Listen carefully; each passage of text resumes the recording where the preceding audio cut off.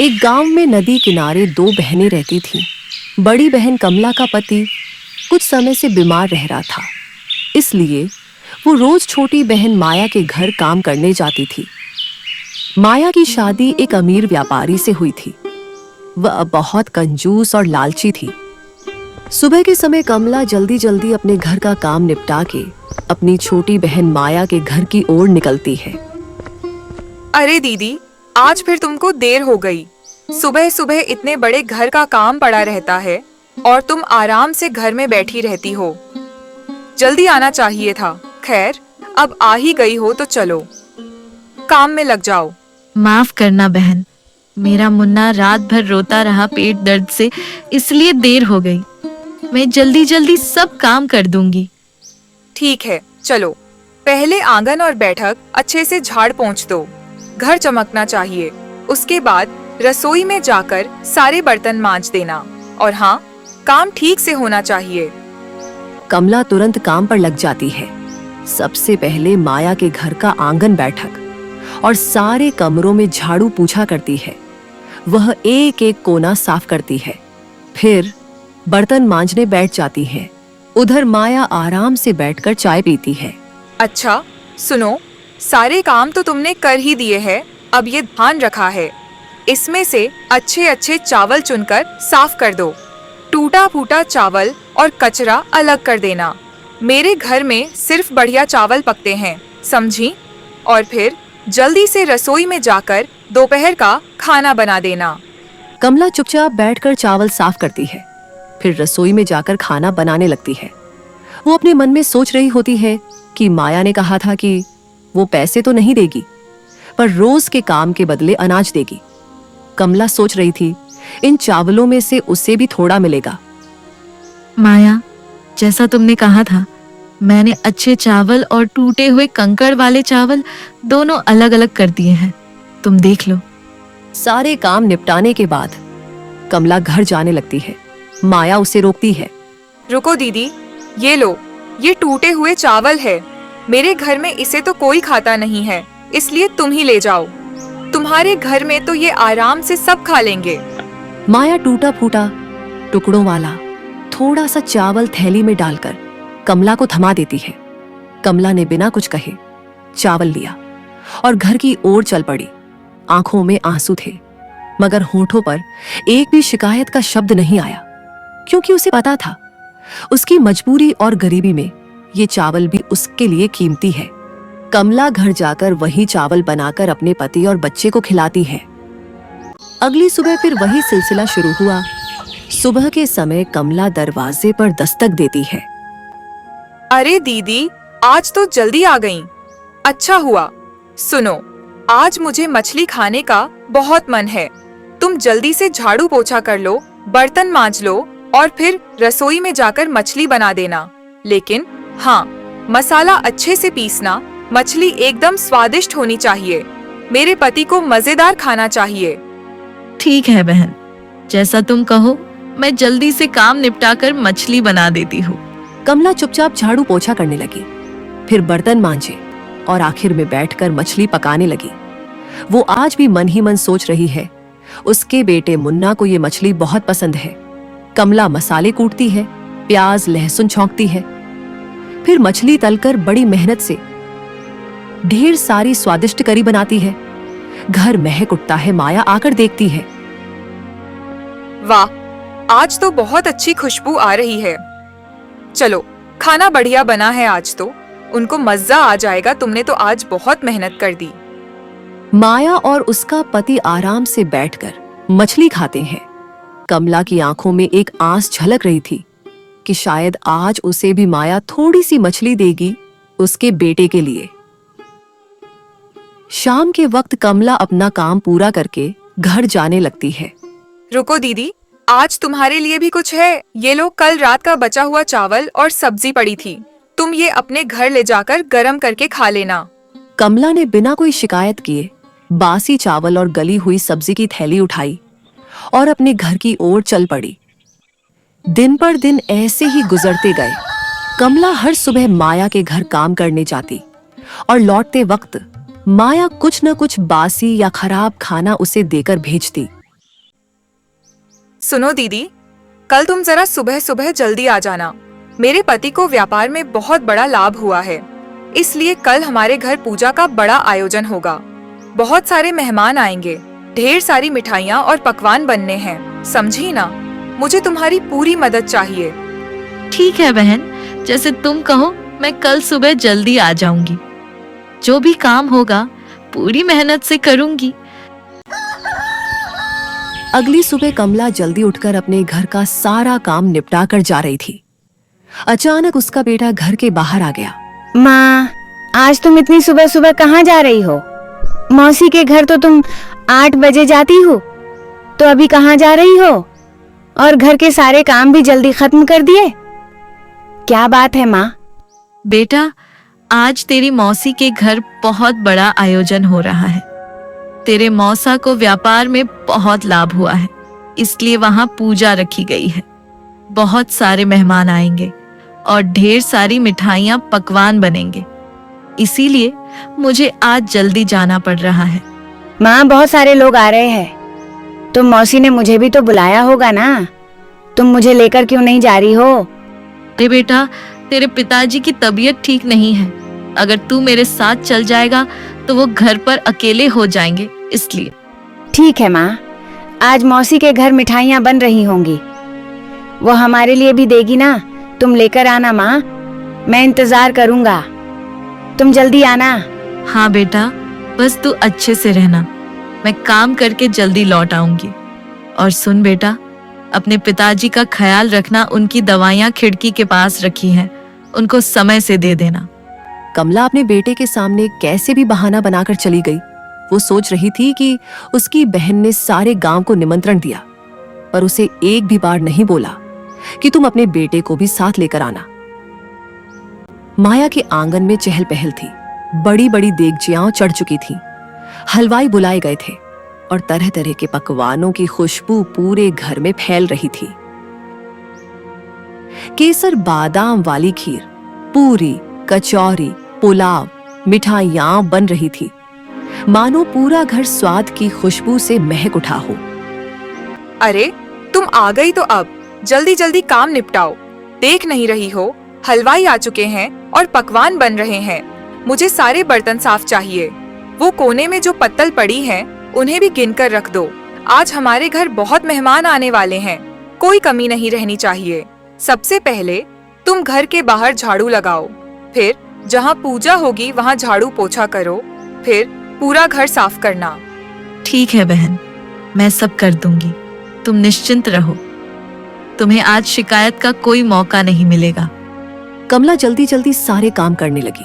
उसने एक एक कोना साफ किया। धीरे धीरे पूजा का समय भी आ पहुंचा। माया सजी धजी अपने पति के साथ पूजा के स्थान में आ बैठी। उसके चेहरे पर शान थी, सिर पर गहनों की चमक थी। गांव के सबसे बड़े पुजारी को बुलाया गया था। पूरे विधि विधान के साथ पूजा हो रही थी। सारे मेहमान भी वहीं बैठे थे। कुछ देर बाद पूजा समाप्त हुई। मेहमानों को बैठाकर पत्तल में भोजन परोसा गया। सारा गांव माया के छत में स्वादिष्ट भोजन का आनंद ले रहा था। खीर की खुशबू, मिठाइयों का स्वाद और पकवानों की रौनक चारों ओर छा गई। हर कोई स्वादिष्ट खाने का मजा ले रहा था। सबको खाना बहुत पसंद आया। फिर धीरे धीरे मेहमान खाना खाकर अपने अपने घर चल गए। घर में अब शांति छा चुकी थी, लेकिन अभी भी बहुत सारे पकवान और मिठाइयां बच गई थी। अरे दीदी, आज तो भगवान की कृपा से बहुत बड़ा आयोजन हो गया। इतना सब पकवान बना, इतने मेहमान आए, पर देखो, ये देखो, कितनी सारी मिठाइयाँ और पकवान अभी भी बच गए हैं। तुम ऐसा करो, इन सबको उठाकर रसोई में अच्छे से रख दो, और जो मिठाई के बर्तन में नीचे मिठाई के चूरे और शक्कर की परत है, उसको निकाल कर अलग कर देना। कमला सिर झुकाकर बिना थके, बिना कुछ कहे सारी मिठाइयां, पकवान और बचे हुए व्यंजन रसोई में ले जाकर जमाने लगी। माया अपने कमरे में एक पोटली लिए खड़ी थी। उसने कमला को अपने कमरे में बुलाया। लो दीदी, ये तुम्हारे लिए है बड़े बड़े बर्तनों में मिठाई के जो टूटे फूटे टुकड़े बचे थे और जो चीनी के चिपके हुए टुकड़े किनारों पर लगे हैं थे, ये सब तू ले जा। तेरे घर बेटे को खिला देना, क्योंकि मेरे घर तो ये सब कोई खाता नहीं है। कमला चुपचाप मिठाई के टुकड़े लेकर अपने घर की ओर निकल गई। उसने एक शब्द भी नहीं कहा। आज वो जान गई थी कि उसकी बहन के अंदर इंसानियत नाम की चीज ही नहीं है। रोते रोते ठोकरें खाती कमला जब जंगल के रास्ते से गुजर रही थी, तभी उसकी नजर उस पुराने मंदिर पर पड़ी। गांव की मान्यता थी उस मंदिर की रक्षा स्वयं नाग देवता करते हैं और कहते हैं जिसने भी नाग देवता से सच्चे मन से कुछ मांगा उसे कभी खाली हाथ नहीं लौटना पड़ा। हे नाग देवता, आज मैं आपके चरणों में आखिरी बार आई हूँ। अब मुझसे ये गरीबी, ये बेबसी नहीं सही जाती। हर रोज अपमान झेलते झेलते मेरा दिल पत्थर हो गया है। अगर आपको सच में दया आती है तो मुझे यहीं डस लीजिए ताकि मेरा जीवन यहीं खत्म हो जाए। मेरा बच्चा अब और मेरी आंखों के आंसू न देखे। आज भी वो मासूम मेरा इंतजार कर रहा होगा कि माँ मिठाई लेकर आएगी, लेकिन मैं तो बस ये शक्कर का चूरा और टूटी फूटी मिठाइयाँ लेकर घर लौट रही हूँ। क्या जवाब दूंगी उसे? कह दूंगी कि तेरी माँ दूसरों की थालियां साफ करती है और रोज बदले में बस ये टुकड़े पाती है। नाग देवता, बस अब मुझे यहीं अपने विष से मुक्ति दे दीजिए। कमला का हर शब्द नाग देवता के कानों तक पहुंचा। नाग देवता ने सब कुछ सुना, लेकिन उसे डसा नहीं। उनकी आंखों में भी मानो करुणा उतर आई थी। कमला रोते रोते वहां से जा ही रही थी, तभी अचानक नाग देवता के चारों ओर एक तेज रोशनी फैलने लगी, मानो उन्होंने कमला को आशीर्वाद दिया हो। कमला जैसे ही अपने घर के बाहर पहुंचती है, उसका बेटा दरवाजे पर बैठा उसका इंतजार कर रहा था। उसकी आंखों में चमक और चेहरे पर मासूम उम्मीद थी। माँ, तुम आ गई। देखो ना, मैं कब से तुम्हारा इंतजार कर रहा था। क्या तुम मेरे लिए मिठाई लेकर आई हो? माँ, जल्दी से पोटली खोलो ना, मुझे आज मिठाई और पकवान खाने हैं। कमला कांपते हाथों से पोटली खोलती है और तभी एक चमत्कार घटता है। उस पोटली में ढेर सारी रंग बिरंगी मिठाइयां, लड्डू, जलेबी, पेड़ा, कचौड़ी और स्वादिष्ट पकवान नजर आते हैं। उसका बेटा खुशी से उछल पड़ता है और मिठाइयां खाने लगता है। हे भगवान, ये कैसे संभव हुआ? मैं तो सिर्फ चूरा और शक्कर लेकर आई थी। ये मिठाइयां, ये पकवान, ये सब कहां से आ गए? सचमुच वो क्षण किसी चमत्कार से कम न था। कमला ये समझ ही नहीं पा रही थी कि ये कैसे हुआ। कमला धीरे धीरे घर के अंदर जाती है और वहां का दृश्य देखकर उसकी आंखें फटी की फटी रह जाती हैं।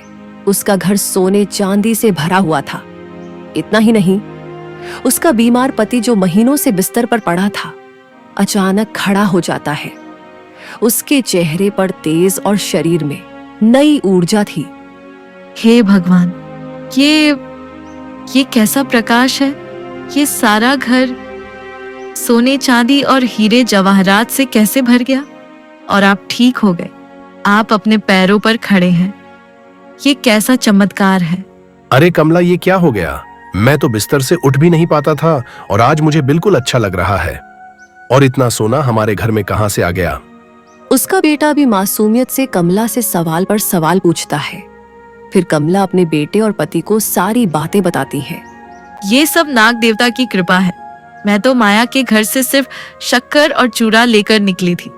रास्ते में मंदिर में रुक गई और नाग देवता से अपनी सारी पीड़ा कह दी। मैंने प्रार्थना की थी कि मुझे जीवन का बोझ अब और ना उठाना पड़े, इसलिए आप मुझे यही 10 लो। पर नाग देवता ने मुझे मारा नहीं। उन्होंने मेरी पुकार सुन ली और देखो, उनकी कृपा से आज हमारा जीवन ही बदल गया। उस दिन से सब कुछ बदल गया। गरीब और लाचार परिवार, जिसने केवल आंसू और भूख जानी थी, आज उनका जीवन खुशियों से भर गया था। अगले ही दिन कमला और उसका परिवार गांव में बने नए, सुंदर और आलीशान घर को खरीदकर उसमें रहने चले गए। 3 दिन बीत चुके थे। कमला अब अपने नए, सुंदर और विशाल घर में सुख और चैन से रह रही थी। उसके चेहरे पर अब चिंता नहीं, बल्कि संतोष और खुशियों की चमक थी। उसके पति की तबीयत अब ठीक हो गई थी, इसलिए वह फिर से अपने खेती बाड़ी को संभालने लगा। उधर माया अपने घर में बैठी सोच में डूबी हुई थी कि आखिर कमला काम पर क्यों नहीं आ रही है। अरे 3 दिन हो गए पर कमला अभी तक काम पर क्यों नहीं आई? न सफाई करने, न बर्तन धोने, न ही रसोई में हाथ बटाने। कहीं बीमार तो नहीं पड़ गई या फिर कुछ और बात है? इतना सोचकर माया ने अपने नौकर को आवाज दी।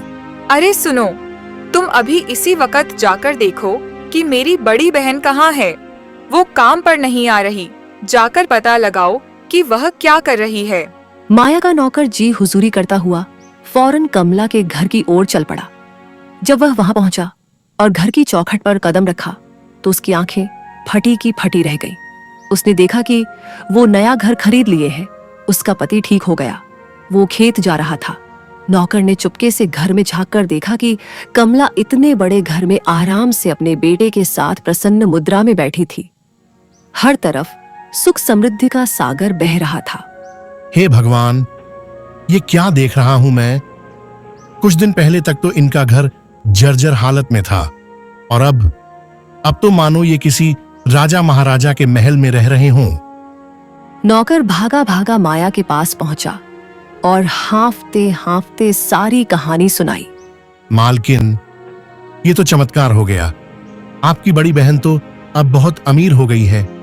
उनका घर सोने चांदी से भरा पड़ा है। उनके पति की बीमारी भी ठीक हो गई है और तो और उनके बेटे के हाथ में नई नई मिठाइयां और पकवान थे। लगता है जैसे उनकी किस्मत रातों रात बदल गई हो। क्या ये कैसे हो गया? जब मैंने उसे भेजा था तो सिर्फ बचे खुचे मिठाई के टुकड़े और बर्तन में चिपकी शक्कर ही दी थी। फिर ये सब मिठाई, वैभव और दौलत कहाँ से आ गया? वो नौकरानी अचानक इतनी अमीर कैसे हो गई? ये रहस्य तो मुझे जानना ही होगा।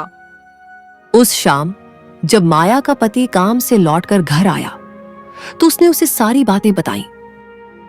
सुनते हो जी, आपको पता है मेरी बड़ी बहन कमला अचानक अमीर हो गई है।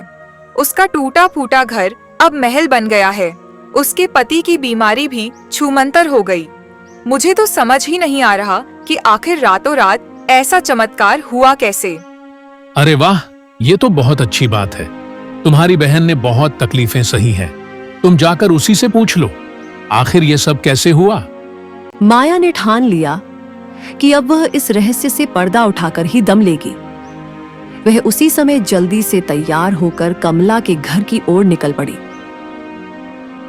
वहां पहुंचकर जब उसने महल जैसा घर देखा तो उसकी आंखें फटी की फटी रह गईं। उसके मन में जलन और हैरानी दोनों साथ साथ उमड़ पड़े। फिर वह घर के अंदर गई। अरे बहन, तू काम पर नहीं आ रही थी, इसलिए मुझे तेरी चिंता हो गई थी। इसलिए मैं तुझसे मिलने आ गई। पर ये सब कैसे हुआ? तू इतनी अमीर कैसे बन गई? जरा मुझे भी तो बता, आखिर क्या हुआ ऐसा कि तू रातों रात अमीर बन गई? माया, तू रोज जो मुझे बचे खुचे बासी चावल और सब्जी देती थी और उस दिन तूने मुझे मिठाई के चूरे और शक्कर दी थी ना, मैं वही सब लेकर घर लौट रही थी। तभी रास्ते में नाग देवता मिले। मैंने उन्हें अपनी सारी दुख तकलीफ बता दी और नाग देवता की कृपा से ये सब बदल गया। माया को कमला का नया घर देखकर और इतनी समृद्धि देखकर जलन होने लगी। उसकी लालच अब और बढ़ गई थी। अगले ही दिन माया ने मन ही मन ठान लिया कि उसे अपनी बड़ी बहन से भी ज्यादा अमीर बनना है। उसके भीतर का लालच और जलन उसे चैन से बैठने नहीं दे रहा था। उसने अपने पति से सारी बातें बताई। सुनो जी, मुझे सब पता चल गया है। दीदी इतनी अमीर कैसे बनी? मैं रोज जो खराब खाना उसे देती थी, उसने नाग देवता को जाकर सब बता दिया और देखो, नाग देवता ने उसे पल भर में राजमहल जैसा घर दे दिया। हमें भी वैसा ही करना होगा। अरे पगली, हम तो पहले से ही सुखी और अमीर हैं। भगवान ने हमें सब कुछ दिया है। इतना लालच अच्छा नहीं होता। लालच हमेशा इंसान को बर्बाद कर देता है। नहीं, मुझे कुछ नहीं सुनना। वो मुझसे ज्यादा अमीर नहीं हो सकती है। उसकी मेरे सामने कोई औकात नहीं थी और आज वो मुझसे ज्यादा अमीर हो गई। अब मैं भी वो सब करूंगी जो वो करती थी। पति ने बहुत समझाया पर माया पर लालच का भूत सवार हो चुका था। उसी दिन थोड़ी देर बाद दोपहर के समय वो कमला के घर पहुंची और झूठे आंसू बहाने लगी। दीदी, मुझे माफ कर दे, मैंने तेरे साथ बुरा किया, इसलिए आज मेरे पति के कारोबार में थोड़ी मुसीबत आ गई है। अब तो घर चलाना भी मुश्किल हो रहा है। मुझे अपने घर पर काम पर रख लो। जैसे मैं तुम्हें काम करवाया करती थी वैसे ही अब मैं कर लूंगी।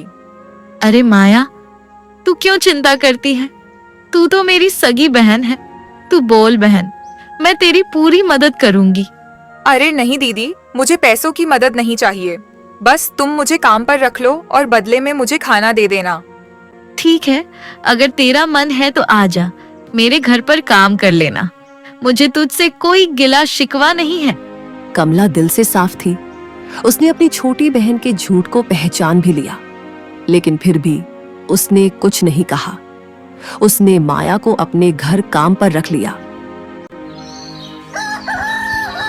अगली सुबह माया कमला के घर पहुंच गई।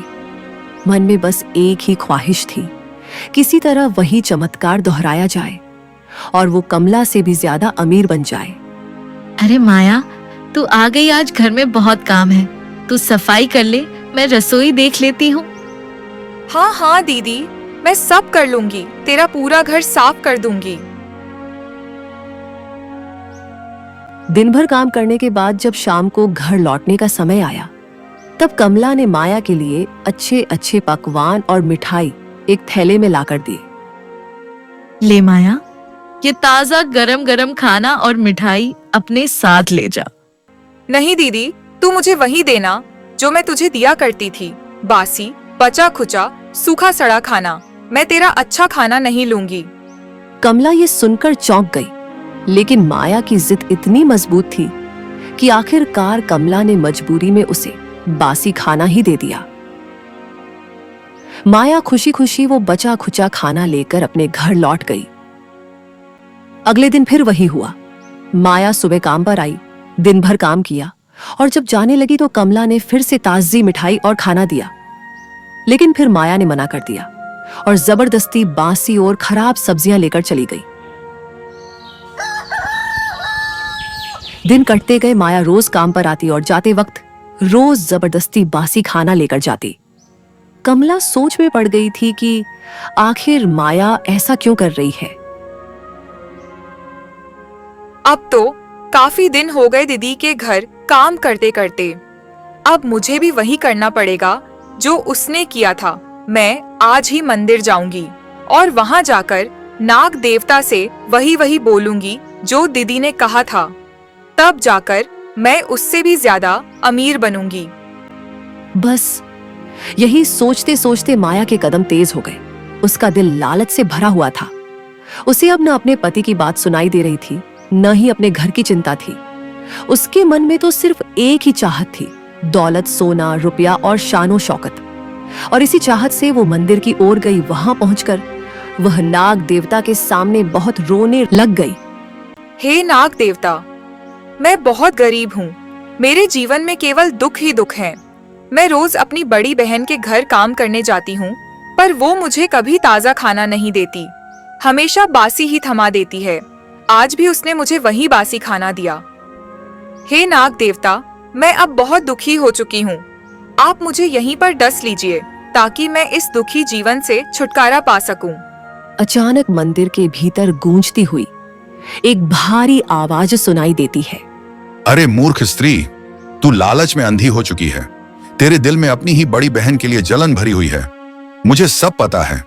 तुझे रोज तेरी बहन ताजा और अच्छा खाना ही देती थी, लेकिन तूने जानबूझकर उससे रोज बासी खाना मांगा। मुझे सब पता है।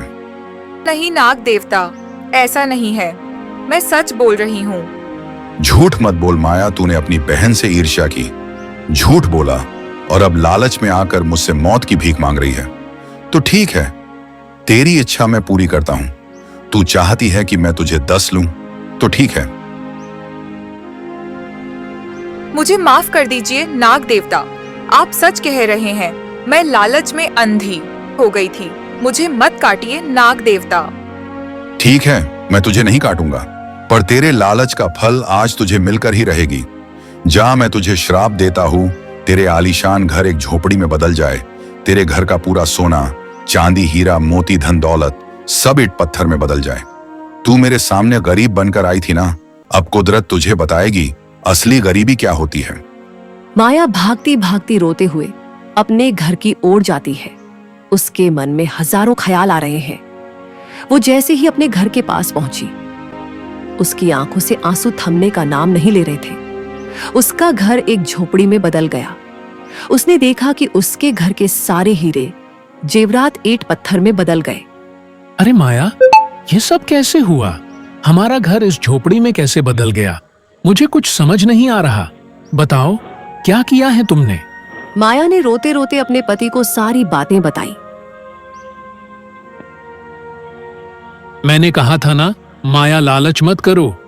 आज तुम्हारी लालची सोच के कारण मेरे जीवन भर की मेहनत मिट्टी में मिल गई। तुम्हें पता भी है कि मैंने कितनी मेहनत की है अपनी जिंदगी में।